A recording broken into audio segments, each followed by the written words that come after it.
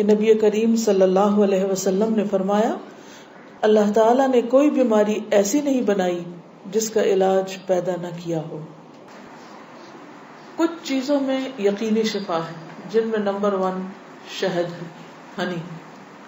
ابو سعید رضی اللہ عنہ سے روایت ہے کہ ایک آدمی نبی صلی اللہ علیہ وسلم کی خدمت میں حاضر ہوئے اور عرض کیا کہ میرا بھائی پیٹ کی تکلیف میں مبتلا ہے۔ آپ نے فرمایا اسے شہد پلاؤ۔ پھر دوسری مرتبہ وہی صحابی حاضر ہوئے، آپ نے اسے اس مرتبہ بھی شہد پلانے کے لیے کہا۔ وہ تیسری بار آیا اور عرض کیا کہ میں نے عمل کیا ہے لیکن شفا نہیں ہوئی۔ آپ نے فرمایا اللہ تعالیٰ سچا ہے اور تمہارے بھائی کا پیٹ جھوٹا ہے، اسے پھر شہد پلاؤ۔ چنانچہ انہوں نے پھر شہد پلایا تو اسے تندرستی ہو گئی۔ کیونکہ قرآن مجید میں آتا ہے نا کہ شہد کے بارے میں کہ وہ شفا ہے، فیہ شفاء للناس۔ کلونجی میں شفا ہے۔ نبی صلی اللہ علیہ وسلم نے فرمایا سیاہ دانوں میں ہر بیماری سے شفا ہے سوائے موت کے۔ عجوہ کھجور، رسول اللہ صلی اللہ علیہ وسلم نے فرمایا عجوہ جنت کے پھلوں میں سے اور اس میں زہر سے شفا۔ یعنی اگر آپ سمجھتے کہ آپ کے جسم میں آپ کو بلڈ پوائزنس ہو گیا ہے یا ویسے آپ کے اندر بہت ٹاکسنز ہو گئے ہیں تو اس صورت میں بھی آپ اس سے فائدہ اٹھا سکتے ہیں۔ نبی صلی اللہ علیہ وسلم نے فرمایا جو شخص روزانہ چند عجوہ کھجوریں کھا لیا کرے اسے اس دن رات تک زہر اور جادو نقصان نہیں پہنچا سکیں گے۔ بعض جگہ 7 کھجوروں کا ذکر ہے اور بعض اس میں چند دانوں کا ذکر ہے، تو اگر افورڈ کر سکے تو 1 دانہ ہی روز کھا لیں، 3 کھا لیں، 5 کھا لیں، 7 کھا لیں۔ لیکن یہ ہے کہ ایسے شخص کو اگر کوئی زہر بھی دے یا اس پہ کوئی جادو کی کوشش کرے تو اثر نہیں ہوگا۔ اسی طرح برنی کھجور کی قسم ہے۔ رسول اللہ صلی اللہ علیہ وسلم نے فرمایا سب سے بہترین کھجور برنی ہے، وہ بیماری کو دور کرتی ہے اور خود اس میں کوئی بیماری نہیں ہے، یعنی شفا کا ذریعہ ہے۔ پھر زمزم۔ ابو جمرہ کہتے ہیں کہ میں ابن عباس رضی اللہ عنہ سے لوگوں کے بے قابو ہجوم کو دور رکھتا تھا۔ ابن عباس ایک اسکالر تھے، مفسر قرآن، تو لوگ ہجوم کر دیتے تھے ان پر، لیکن کچھ عرصہ نہ جا سکا۔ بعد میں جب حاضر ہوا تو ابن عباس نے مجھ سے اتنے دن نہ آنے کی وجہ پوچھی۔ میں نے عرض کیا کہ مجھے بخار ہو گیا تھا۔ ابن عباس کہنے لگے کہ رسول اللہ صلی اللہ علیہ وسلم نے فرمایا بخار جہنم کی گرمی کے اثر سے ہوتا ہے، اس لیے اسے آب زمزم سے ٹھنڈا کیا کرو۔ یعنی بخار کے مریض کو آب زمزم پلائیں بھی، ماتھے پہ پٹیاں بھی کریں، چھڑکاؤ بھی کریں، کسی بھی طریقے سے اس کو ٹھنڈا کریں زمزم کے ساتھ۔ پھر پانی سے علاج۔ نبی صلی اللہ علیہ وسلم نے فرمایا جب کسی کو بخار ہو جائے تو 3 رات سحری کے وقت اس پر ٹھنڈا پانی بہایا جائے، یعنی صبح ارلی مارننگ۔ اب یہ وقت آپ نے خود مقرر کیا ہے، اس لیے اس وقت کی پابندی کرنا مسنون طریقہ ہوگا۔ بعض اوقات لوگ خود سے خود ایسی چیزیں اپنے لیے لازم کر لیتے ہیں، وہ ٹھیک نہیں۔ پھر ہے گائے کا دودھ۔ عبداللہ سے روایت ہے کہ رسول اللہ صلی اللہ علیہ وسلم نے فرمایا اللہ تعالیٰ نے بڑھاپے کے علاوہ ہر بیماری کا علاج نازل کیا ہے۔ گائے کا دودھ لازمی طور پر استعمال کیا کرو کیونکہ یہ ہر قسم کا درخت چرتی ہے، یعنی جو جانور مختلف درخت چرتے ہیں پھر ان کے دودھ کے اندر اس کا اثر آ جاتا ہے، یعنی وہ ایک طرح سے ان کے دودھ میں بہت ساری میڈیسنز خود بخود شامل ہو جاتی ہیں۔ حجامہ کے ذریعے علاج۔ ابن عباس بیان کرتے ہیں نبی صلی اللہ علیہ وسلم نے فرمایا بہترین دن جس میں تمہیں سینگی لگوانی چاہیے وہ چاند کا 17واں، 19واں اور 21واں دن ہے۔ معراج کی رات فرشتوں کے جس گروہ کے پاس سے بھی میں گزرا اس نے یہی کہا اے محمد صلی اللہ علیہ وسلم سینگی لگوانے کا اہتمام ضرور کرنا، یعنی حجامہ ضرور کروانا۔ فرشتوں کی ہر جماعت نے آپ کو یہی مشورہ دیا۔ انس رضی اللہ عنہ کہتے ہیں کہ رسول اللہ صلی اللہ علیہ وسلم نے فرمایا جب تم میں سے کسی کا خون بھڑکنے لگے، یعنی بلڈ پریشر ہو جائے، بی پی ہائی ہو جائے، تو وہ سینگی لگوائے، کیونکہ خون کے جوش مارنے سے آدمی کی موت واقع ہو سکتی ہے۔ یعنی بعض اوقات بی پی کے ہائی ہونے سے انسان مر سکتا ہے۔ پھر کھمبی کے پانی میں شفا ہے۔ کھمبی جو من کی ایک قسم ہے جس کو یہ کہتے ہیں مشروم، اور اس کا پانی آنکھ کی دوا ہے۔ عود ہندی میں شفا ہے۔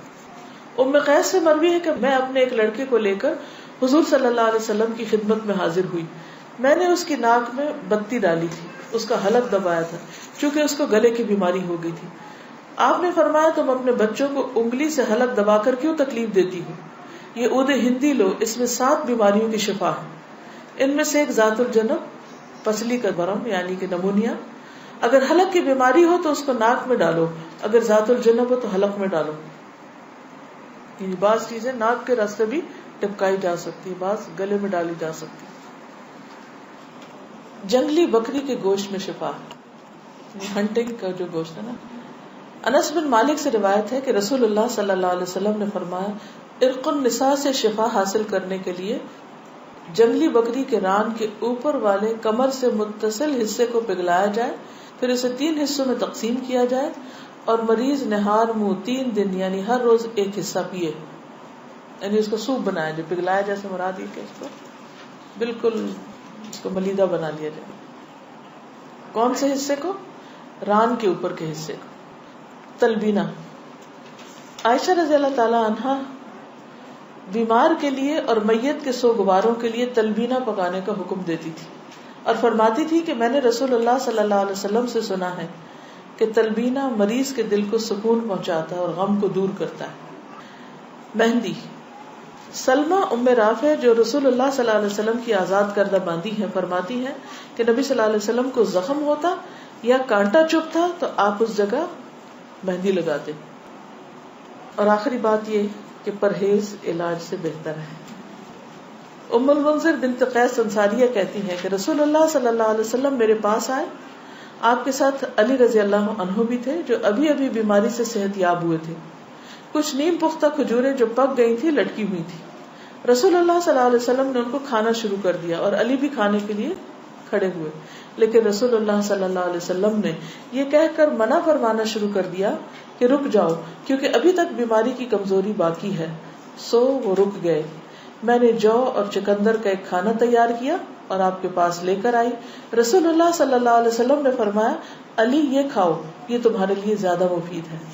یعنی بیمار کو کچھ چیزیں کھانی چاہیے اور کچھ نہیں کھانی چاہیے. تو اس لیے حکم کیا ہے کہ علاج کرتے رہو. اللہ نے کوئی بیماری ایسی نہیں رکھی جس کا علاج نہ رکھا ہو سوائے موت اور بڑھاپے کے. اسی طرح معالج کو دکھانا چاہیے. جابر بن عبداللہ سے روایت ہے کہ رسول اللہ صلی اللہ علیہ وسلم ایک بیمار کی تیمارداری کے لیے تشریف لے گئے اور فرمایا تم لوگ اس کے لیے کوئی طبیب کیوں نہیں بلاتے؟ انہوں نے کہا اللہ کے رسول صلی اللہ علیہ وسلم آپ بھی ہم کو یہ حکم دیں گے، یعنی آپ بھی کہتے ہیں کہ ہم طبیب کو بلائیں. آپ نے فرمایا اللہ تعالیٰ نے جو بیماری اتاری ہے اس کی دوا بھی نازل کی ہے. تو طبیب یا معالج کو دکھانے کا حکم کیوں ہے؟ اس لیے کہ وہ صاحب علم ہے، صاحب تجربہ ہے، اس کے پاس ایکسپیرینس ہے.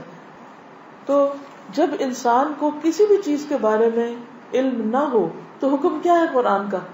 فَاسْأَلُوا أَهْلَ الذِّكْرِ إِن كُنتُمْ لَا تَعْلَمُونَ. جاننے والوں سے پوچھو اگر تم نہیں جانتے، چاہے کوئی دنیاوی مسئلہ ہو یا کوئی دینی مسئلہ ہو. پہلا کیا ہے؟ توکل، اللہ پہ بھروسہ کہ شفا مجھے دے گا تو وہی دے گا. اور جو بھی کچھ کرے اس میں یہ نہ سمجھے کہ اس چیز کے اندر کوئی چیز ہے وہ اللہ ہی نے ڈالی اس وقت. دوسری چیز ہے دعا کرنا، دعاؤں سے علاج. تیسری چیز صدقہ کرنا. کوئی بیماری آئے تو صدقہ کیا جائے. ہمارے عام طور پر کالے بکرے کا صدقہ کیا جاتا ہے، تو اس کے لیے ضروری نہیں آپ چاہے بکرے کا کریں، چاہے مرغی کا کریں، چاہے کسی چڑیا کا کریں، چاہے کوئی بھی صدقہ کریں، چاہے کھانے کی چیز کا کریں یا کوئی کپڑے کا یا کسی بھی شکل میں. حضرت حسن بصری سے روایت ہے کہ رسول اللہ صلی اللہ علیہ وسلم نے فرمایا داؤ مغداکم بالصدقہ، اپنے مریضوں کا علاج صدقہ کے ذریعے کیا کرو. یعنی آپ کو کوئی تکلیف ہوئی فوراً جا کے صدقہ نکال دیں. تیسری چیز کتاب اللہ سے علاج، یعنی قرآن مجید شفا ہے. اور یہ کہاں سے پتہ چلتا ہے؟ خود قرآن مجید سے ہی پتہ چلتا ہے. وَنُنَزِّلُ مِنَ الْقُرْآنِ مَا هُوَ شِفَاءٌ وَرَحْمَةٌ لِّلْمُؤْمِنِينَ وَلَا يَزِيدُ الظَّالِمِينَ إِلَّا خَسَارًا. اور ہم قرآن میں جو کچھ نازل کرتے ہیں وہ مومنوں کے لیے تو شفا ہے اور رحمت ہے، مگر ظالموں کے خسارے میں ہی اضافہ کرتا ہے. تو قرآن مجید میں جو کچھ ہے وہ سارے کا سارا شفا ہے. لیکن یہ جو کسی پہ خود سے پابندی خود ساختہ لگا دینی ہے نا کہ 300 بار پڑھو یا 1000 بار پڑھو یا رات کے وقت پڑھو یا صبح کے وقت پڑھو یا عشاء کے بعد پڑھو، وہ بعض اوقات لوگوں کو بلا وجہ کی مشقت میں مبتلا کرنا ہوتا ہے. اور نبی صلی اللہ علیہ وسلم کی سنت سے اس کا کوئی ثبوت نہیں کہ آپ نے صحابہ کو کوئی خاص نمبر بتایا ہو اور یہ کہا ہو کہ یہ اس وقت میں بیٹھ کے پڑھو یا اندھیرا کر کے پڑھو یا پانی کے کنارے پہ جا کے بیٹھ کے پڑھو. یہ پھر خود ساختہ پابندیاں ہو جاتی اور لوگ بھی ڈرنے لگتے ہیں کہ اگر یہ 41 دن نہ پڑی یہ چیز تو کام نہیں ہونے کا. نہیں، اللہ تعالیٰ تو ایک دفعہ سے بھی سنتے ہیں. لا الہ الا انت سبحانک انی کنت من الظالمین. اصل چیز ہے کہ اخلاص اور شوق کے ساتھ انسان پڑھے. صرف اس کو ایک رٹو طوطے کی طرح رٹتے رہتے ہیں، پڑھتے رہتے ہیں، نہ کوئی یقین ہوتا ہے، نہ کوئی روح ہوتی ہے اور نہ ہی کوئی سمجھ ہوتی ہے کہ کیا پڑھ رہے ہیں. یہ ٹھیک نہیں. اسی طرح غیر شرعی علاج سے بھی پرہیز کرنا چاہیے. قیس بن سکن اسدی کہتے ہیں کہ عبداللہ بن مسعود نے اپنی بیوی کو دیکھا کہ اس نے خسرے کی بیماری کی وجہ سے تعویذ پہنا ہوا تھا. خسرہ کی بیماری معلوم ہے، جو سارے جسم کے اوپر وہ دانے آ جاتے ہیں. آپ نے اسے سختی سے کاٹا اور کہا کہ عبداللہ کی آل شرک سے بیزار ہے. ہم نے رسول اللہ صلی اللہ علیہ وسلم سے یہ بات بھی یاد کی ہے کہ بلا شبہ جھاڑ پھونک، تعویذ اور محبت کا جادو شرک ہے. یعنی کسی کو مسخر کرنے کے لیے جادو کرنا، کوئی ایسے ٹوٹکے کرنا، وہ بھی شرک میں آتا ہے. یعنی بعض خواتین ہوتی ہیں نا، وہ اپنے شوہر کا دل جیتنے کے لیے بابوں کے پاس چلی جاتی ہیں، وہاں سے کچھ عملیات کرواتی ہیں، تو یہ شرک میں آ جاتا ہے. اسی طرح کوئی چیز باندھ کے اسے گلے میں لٹکا لینا، یہ بھی درست نہیں. اس کو پڑھنا چاہیے. اور شرک یا دم جو ہے یہ سب کچھ پھر شرک میں شامل ہو جاتا ہے. اسی طرح حرام ادویات بھی منع ہے. نبی صلی اللہ علیہ وسلم نے حرام ادویات کے استعمال سے منع فرمایا ہے. ابو ہریرہ سے روایت ہے، سنن نبی داؤد. آپ نے فرمایا جس نے حرام چیز کے ساتھ علاج کیا اللہ تعالیٰ اس کے لیے اس میں شفا نہیں رکھے گا. یعنی حرام شفا نہیں دیتا، وہ مزید کسی بیماری کو بڑھانے کا ذریعہ بن جاتا ہے. آج کل آپ دیکھیں کہ کتنا زیادہ سائیڈ ایفیکٹس کے بارے میں آپ سنتے ہیں. تو بعض اوقات ایسی دوائیاں جو ایک مرض کو بظاہر کیور کرتی ہیں، وہ اپنے ٹاکسنز اور جگہوں پر اتنے زیادہ پیدا کر دیتی ہیں کہ جس سے ایک مرض جاتا ہے تو ایک اور نکل آتا ہے، وہ مکمل شفا نہیں ہوتی. الکوہل سے علاج کرنا منع ہے. بعض لوگ کھانسی وانسی میں وہ دیتے ہیں نا برانڈی، اور کہتے ہیں بس ایک چمچہ بچے کو پلا دو تو ٹھیک ہو جائے گا. چاہے اس سے وہ ٹھیک ہو بظاہر، لیکن وہ مزید مرض پیدا کرنے والی، وہ شفا کا ذریعہ نہیں بلکہ بیماری.